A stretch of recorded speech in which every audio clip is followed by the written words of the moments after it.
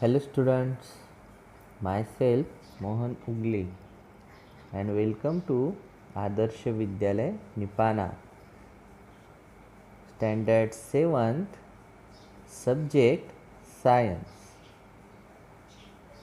तर विद्यार्थी मित्रांनो, आतापर्यंत आपण जी जैवविविधता पाहिली आणि त्याचबरोबर त्या जैवविविधतेने कशा प्रकारे अनुकूलन म्हणजेच अडॅप्टेशन घडवून आणलेलं आहे हे सुद्धा आपण आतापर्यंत पाहिलं. पण हे सर्व झालं कसं की ही एवढी जी विविधता आहे, ही एवढी विविधता आपल्याला दिसून कशी येते की ही सृष्टी जी आहे ती अतिशय वैविध्याने नटलेली आहे. की आता हे जे आहे सायबेरियन हस्की डॉग किंवा आता तुमच्या समोर आहे जेरबोआ जो वाळवंटातला उंदीर आहे, की त्या परिस्थितीत जिवंत राहण्यासाठी त्यांनी स्वतःचं अनुकूलन अशा प्रकारे घडवून आणलं की ते स्वतःचा जीवसुद्धा वाचवू शकतात, त्याचबरोबर आपली पिढी वाढवूसुद्धा शकतात. आता आपण पाहतो की अशाच प्रकारचं चार्ल्स डार्विन जे आहेत हे शास्त्रज्ञ होऊन गेले. गॅलापेगस आइसलँडवरती त्यांनी आपल्या संशोधनास सुरुवात केली, म्हणजेच ज्या थेरीला इव्हॉल्युशन थेरी ऑफ इव्हॉल्युशन म्हणजे उत्क्रांतीवादाचा सिद्धांत असे म्हणतात. तर मग त्यांनी याच बेटाची निवड का बरं केली? कारण या बेटावरती सरळ सूर्यप्रकाश असल्यामुळे तसंच निर्जन असल्यामुळे या ठिकाणी खूप मोठ्या प्रमाणावर जैवविविधता त्यांना आढळून आली होती. आणि मग त्यांनी विचार केला की या ठिकाणी तर प्रत्येक सजीव जो आहे हा त्या परिस्थितीनुसार बदललेला आहे.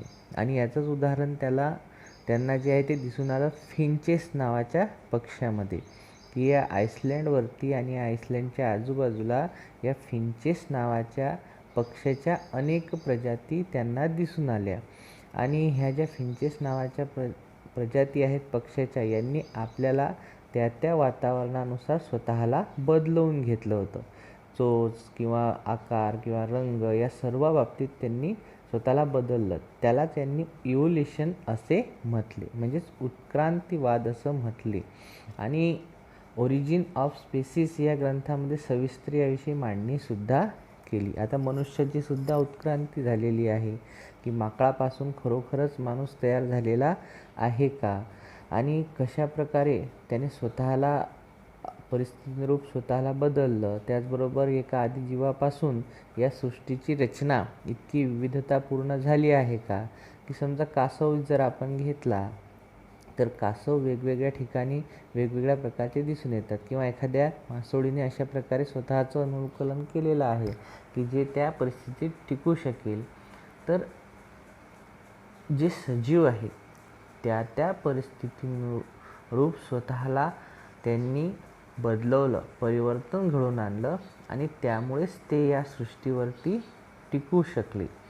आणि पहा की आपल्या शरीरामध्ये DNA असतो, आणि या DNAमध्येच अशा प्रकारची रचना असते की जसं आपण एखाद्या झेरॉक्सच्या मशीनवरती जातो आणि त्या ठिकाणी एका कॉपीपासून वेगवेगळ्या कॉपी बनवतो.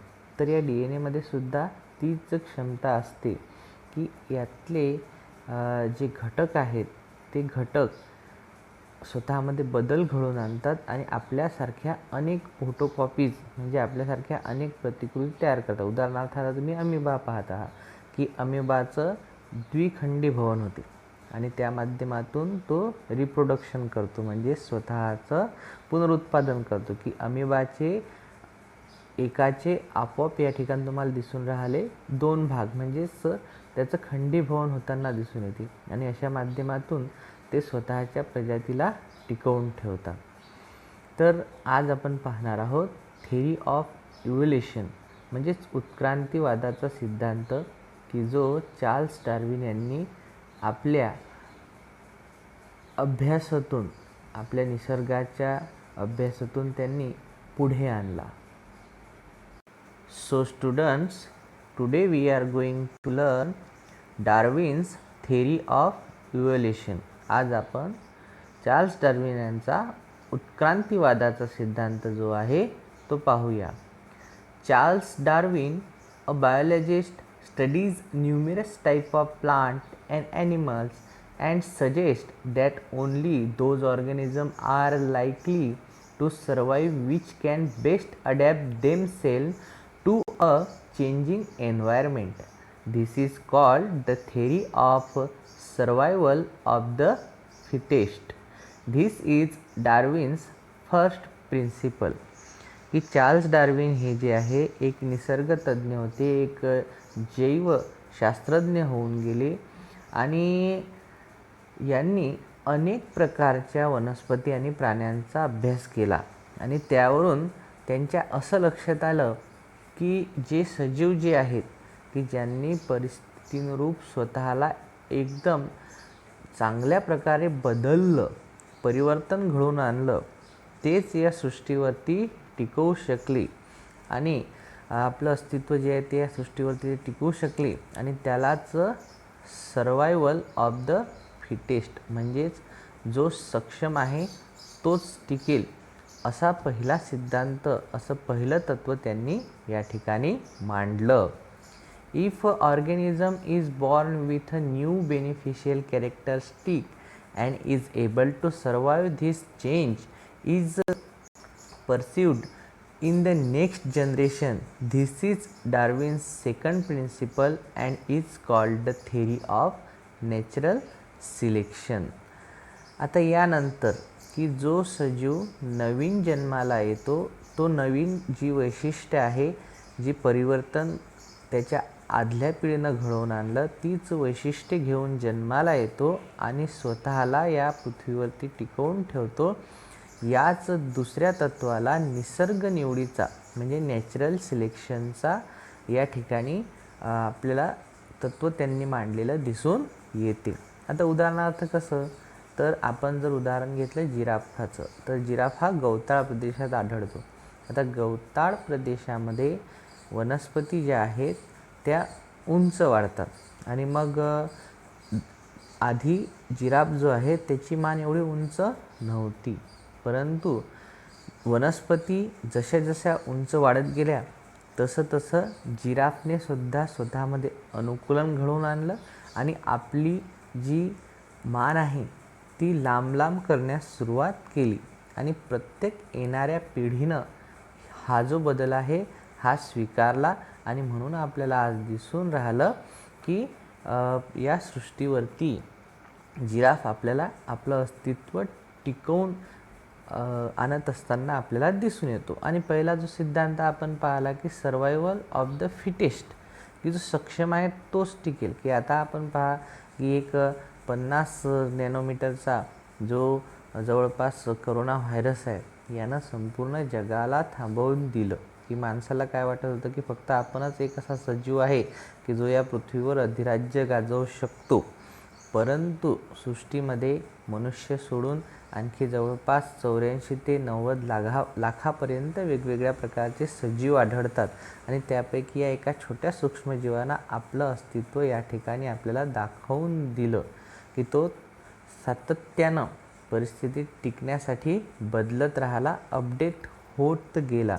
आणि अशाच प्रकारे या सृष्टीवरती समजा उदाहरणार्थ एखादं जो झुरळ आहे किंवा एखादं जे कीटक आहे ते गवताला खाते, त्या कीटकाला बेडूक खाते आणि बेडकाला साप खातो. म्हणजेच प्रत्येक सजीव या ठिकाणी जिवंत राहण्यासाठी एक शर्यत करत असतो आणि त्यालाच सर्वायवल ऑफ द फिटेस्ट असं म्हटलेलं आहे.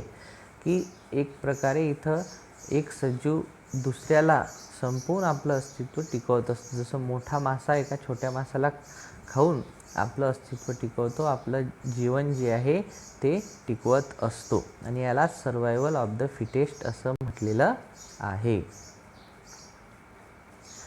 क्लासिफिकेशन ऑफ लिव्हिंग ऑर्गॅनिझम, सजीवांमधील वर्गीकरण. Let's recall. Why are living things classified? Which are the criteria used for classification of plants and animals? It is difficult to study and remember all the organisms in this diverse living world at the same time. Classification helps in this respect की या सजीव सृष्टीवरती प्रत्येक सजीवाचा या वैविध्यपूर्ण सजीवांचा अभ्यास करणं हे एका वेळेस शक्य नाही आणि त्यासाठी मग वर्गीकरण जे आहे ते मदत करत असते. त्यानंतर मग आता वर्गीकरणाचे काय क्रायटेरिया आहेत. Different scientist have use different criteria and independently classified plant and animals. A hierarchy is formed in the classification that start with kingdom Animalia or kingdom Plantae. Further groups and subgroups are formed depending upon basis similarities and differences. This is called the hierarchy of classification. आता वेगवेगळे प्रकारचे जे scientist आहेत ते वेगवेगळ्या प्रकारच्या scientist म्हणजे शास्त्रज्ञांनी स्वतंत्रपणे वनस्पती आणि प्राण्यांचं वर्गीकरण केलं आणि त्यालाच अ हायरार्की म्हणजेच जो सजीवांचा पदानुक्रम आहे म्हणजे एक उतरंड त्यांनी निर्माण केली. ही जी उतरंड त्यांनी मांडली त्याला हायरार्की असं म्हटलं जाते म्हणजे सजीवांचा पदानुक्रम असं म्हटल्या जाते. आता त्याचबरोबर हे क्लासिफिकेशन करताना त्यांनी दोन सजीव सृष्टींचा विचार केला. आता ॲनिमलपासून ॲनिमेलिया म्हणजेच प्राणीसृष्टी आणि त्याचबरोबर किंगडम प्लॅन्टिया म्हणजेच प्लांटवरून प्लॅन्टी म्हणजेच वनस्पती असे दोन गट त्यांनी पाडले. फर्दर ग्रुप अँड अब groups are form depending upon basis similarities and differences. आणि या दोन गटामध्ये आणखी उपगट त्यांनी तयार केले की त्या वनस्पतीतील साधर्म्य आढळणाऱ्या आणि त्यामध्ये वेगवेगळ्या प्रकारचे वैशिष्ट्य आढळणारे असे दोन गट त्यांनी केले आणि यालाच हायरार्की ऑफ क्लासिफिकेशन म्हणजेच सजीवांचा पदानुक्रम असे म्हटल्या जाते. मात्र पदानुक्रम म्हणजे काय तर जसं आपण पाहतो एखादं जे उदाहरणार्थ आपण जर समजा तुम्ही एका प्रकारे आंब्याचं झाड घेतलं तर आता आंब्याचं झाडाला आपण आंब्याचं झाड असंच म्हणतो परंतु आंब्याच्या विविध जाती आणि त्याच्या प्रजाती आपल्याला दिसून येतात की आपण पाहिलं जसं हापूस आंबा, लंगडा आंबा, पायरी आंबा, बदाम आंबा, केसर आंबा म्हणजे आंबा आहे परंतु त्यामध्ये वेगवेगळे प्रकार आपल्याला दिसून येतात. मग अशा प्रकारे सजीवांचा पदानुक्रम जो आहे तो ठरवण्यात आला. बायोनॉमियल नोमकल्चर बाय कार्ल लिनियस की सजीवांसाठी जे वर्गीकरण करण्यात आलं त्यामध्ये कार्ल लिनियस यांनी बायनॉमियल नोमकल्चर ही एक पद्धत मांडली. त्यालाच वर्गीकरणाची द्विमान पद्धत असे सुद्धा म्हणतात. Imagine that there are 4 student with name Kabir और किरण इन क्लासरूम. आता तुम्ही कल्पना करा की एकाच वर्गामध्ये कबीर किंवा किरण या नावाचे 4 मुलं आहेत. If you are talking about any one of them how would you ensure that other know which of them you are taking about without any confusion. मग तुम्हाला एकाला कोण्यातरी एकाच किरण किंवा एकाच कबीरविषयी जर तुम्हाला बोलायचं आहे समजा 4 किरण नावाचे विद्यार्थी आहे त्यापैकी एका विशिष्ट किरणच्या विशेष तुम्हाला बोलायचं आहे त्यावेळेस तुम्ही काय करसाल की त्याचं नाव त्याच्या वडिलांचं नाव आणि त्याचं आडनाव हे पूर्ण उल्लेखित करसाल की जेणेकरून त्यामध्ये कोणालाही कोणत्याच प्रकारचं कन्फ्युजन होणार नाही की नेमका आपण कोणत्या किरणविषयी बोलत आहोत. We would tell the full name, the first name and the last name. This is similar to binomial nomenclature. अशाच प्रकारे या द्विमान पद्धतीमध्ये नावांचा वापर केला जातो.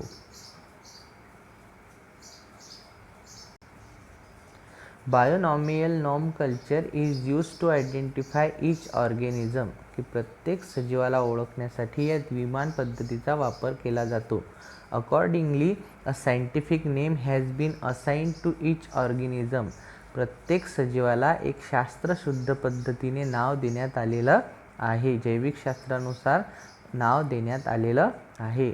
इट कन्सिस्ट ऑफ 2 पार्ट्स, आणि याचे 2 भाग पडतात. The first part is genus. पहिल्या भागामध्ये जीनस म्हणजेच त्या ची जी जाती आहे त्या जातीचा उल्लेख केला जातो. And second is spaces.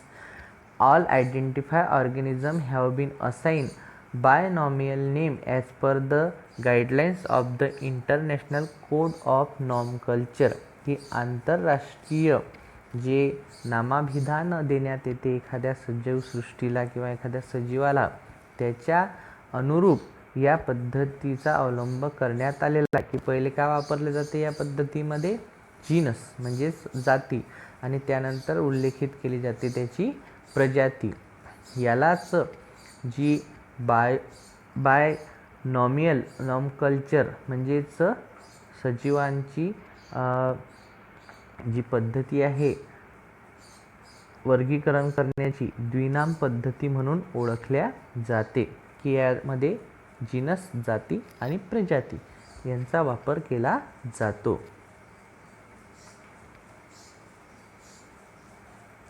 Although organisms of a species are so similar that irrespective of differences in color, height, habits,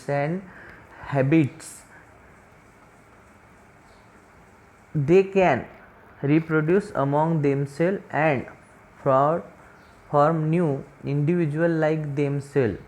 की जर आपण पाहिलं, all organisms of a species are so similar that irrespective of differences in color, height, habitats and habits. आता आपण द्विमान पद्धतीमध्ये कशाचा विचार केला होता? तर द्विमान पद्धतीमध्ये जीनस म्हणजे जाती आणि प्रजाती, की या ठिकाणी तुम्ही पाहता जीनस अँड सेकंड स्पेसिस. मग आता जीनस म्हणजेच काय? तर जाती, आणि मग त्याच्या वेगवेगळ्या प्रजाती असतात.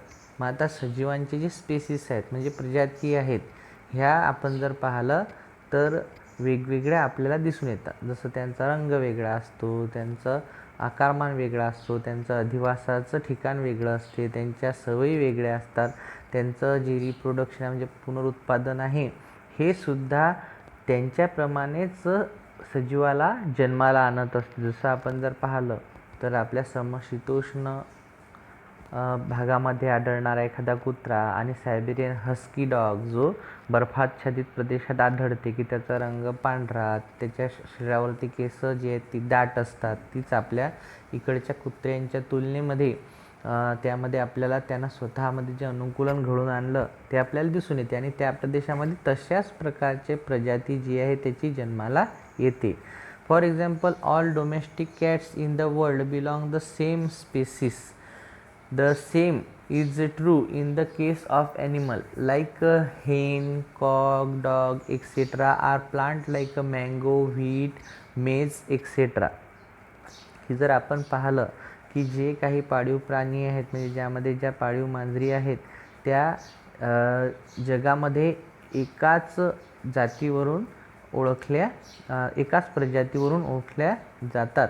त्याचबरोबर अशाच प्रकारे प्राणी जे आहेत जसं कोंबडी आहे किंवा गाय आहे किंवा डॉग, जसं मी तुम्हाला सांगितलं आता सायबेरियन हस्की डॉग, त्यालाही डॉगच म्हटले जाते, ती प्रजाती आहे कुत्र्याची. आणि आपल्या इकडे जे समजा वेगवेगळ्या प्रकारची काही ज्या कुत्र्यांच्या प्रजाती आढळून येतात त्यालासुद्धा आपण कुत्रं असं म्हणूनच संबोधतो, म्हणजे डॉगच आहे. मग सायबेरियन हस्की डॉग आहे किंवा आपल्या इकडे आढळणारा डॉग आहे. म्हणजे अशा प्रकारे त्यामध्ये आपल्याला वर्गीकरण केलेलं दिसून येते. And plant like a mango, wheat, मेज आणि वनस्पतींच्या बाबतीत सुद्धा असंच आहे. Following are some example of organism from kingdom Plantae and Animalia classify the binomial method of nomenclature. या ठिकाणी द्विनाम पद्धतीच्या माध्यमातून काही प्राणी आणि काही वनस्पती यांचं वर्गीकरण करण्यात आलेलं आहे. आता इथं दोन कॉलम दिसतात, एकामध्ये आहे लिव्हिंग थिंग आणि सायंटिफिक नेम. जसं dog canis lupus familiaris, cow, bos terus, hibiscus, hibiscus rosa, sinensis, jowar, sorghum, bicolor. Find out the scientific name of other animal and plant in surrounding and discuss in class. की अशाच प्रकारे तुम्हाला सजीवांची द्विमान पद्धतीनं केलेले जे वर्गीकरण आहे आणि त्यांचं जे वैज्ञानिक नाव आहे ते आणखी काही जे प्राणी आहेत सजीव आहेत त्यांची शोधा आणि अशा प्रकारे त्याच्यावर वर्गामध्ये चर्चा करा. 29th April is observed as World Frog Protection Day. Killing or harming frog is prohibited by the Wildlife Protection Act. 29 April हा वर्ल्ड फ्रॉग प्रोटेक्शन डे म्हणजेच जागतिक बेडूक संरक्षण दिन म्हणून साजरा केला जातो. बेडकाला मारणे किंवा त्याला हानी पोहोचवणे हे कायद्याने म्हणजेच कायदा आहे एक वन्यजीव संरक्षण कायदा, या कायद्याने प्रतिबंधित केलेलं आहे. आणि ही जी डायव्हर्सिटी आहे ही डायव्हर्सिटी टिकावी म्हणून अशा प्रकारच्या कायद्यामध्ये सुद्धा तरतुदी केलेल्या आहेत. कारण या सृष्टीवरचा प्रत्येक सजीव त्याचं अस्तित्व हे या सृष्टीसाठी आवश्यक आहे आणि जैवविविधता टिकून राहणं हे एका चांगल्या सृष्टीचं लक्षण आहे.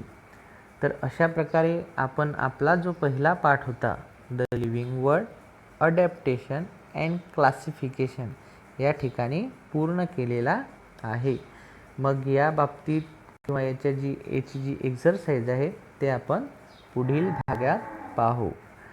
Thank you for watching.